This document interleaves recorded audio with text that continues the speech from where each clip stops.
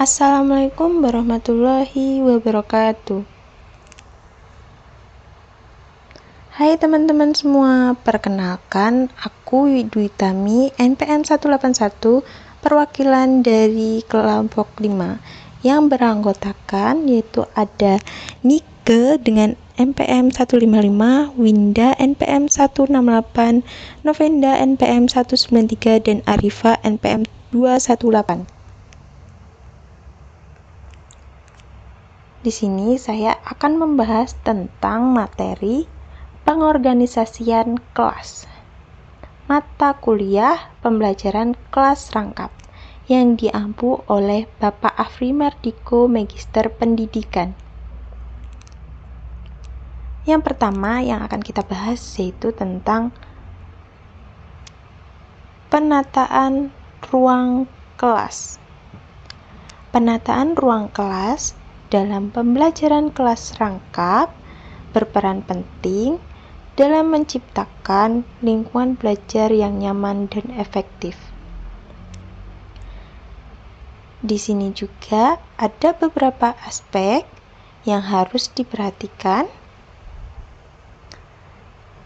dalam pengaturan ruang mencakup area pajangan untuk hasil karya siswa, yaitu ada pencahayaan yang memadai, ventilasi yang baik, kelengkapan fasilitas, itu seperti papan tulis, bangku siswa, dan meja guru, serta sudut aktivitas yang menunjang pembelajaran. Selanjutnya, ada tujuan penataan ruang kelas. Yang pertama yaitu menciptakan kondisi kelas yang nyaman, baik sebagai lingkungan belajar maupun kelompok belajar, sehingga siswa dapat mengembangkan potensi secara maksimal. Yang kedua yaitu ada menghilangkan berbagai hambatan yang dapat mengganggu kelancaran interaksi dalam proses pembelajaran. Yang ketiga yaitu menyediakan serta mengatur fasilitas dan perabotan belajar yang mendukung siswa dalam menyesuaikan diri dengan lingkungan sosial, emosional, dan intelektual di dalam kelas. Yang keempat yaitu membimbing dan membina siswa dengan mempertimbangkan latar belakang sosial, ekonomi, budaya, serta karakteristik individu masing-masing.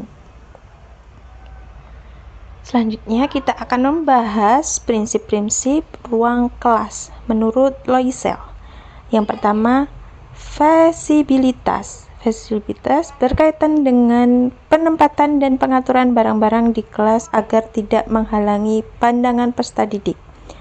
Yang kedua, aksesibilitas. Pengaturan ruang belajar sebaiknya memudahkan peserta didik untuk mengambil dan menggunakan peralatan atau barang yang dibutuhkan selama pembelajaran. Yang ketiga, fleksibilitas. Barang-barang di dalam kelas sebaiknya dapat dipindahkan dan disesuaikan dengan kebutuhan pembelajaran. Misalnya, posisi tempat duduk perlu diubah ketika kegiatan pembelajaran dilakukan dengan metode diskusi kelompok atau kerja sama tim. Yang keempat, kenyamanan. Kenyamanan berkaitan dengan pengaturan pencahayaan, suhu udara, siklus udara, akustik, dan kepadatan ruang kelas. Yang kelima, keindahan. Keindahan ruang kelas dapat tercipta melalui penataan yang rapih, bersih, dan menyenangkan.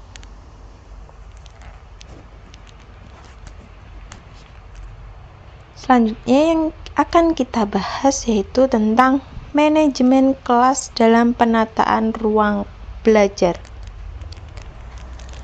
Manajemen kelas merujuk pada berbagai upaya yang dilakukan untuk menciptakan suasana pembelajaran yang efektif, menyenangkan, dan mampu mendorong semangat peserta didik dalam belajar. Penataan ruang belajar merupakan proses yang dirancang secara sistematis oleh guru dengan tujuan membangun dan menjaga kondisi belajar yang optimal.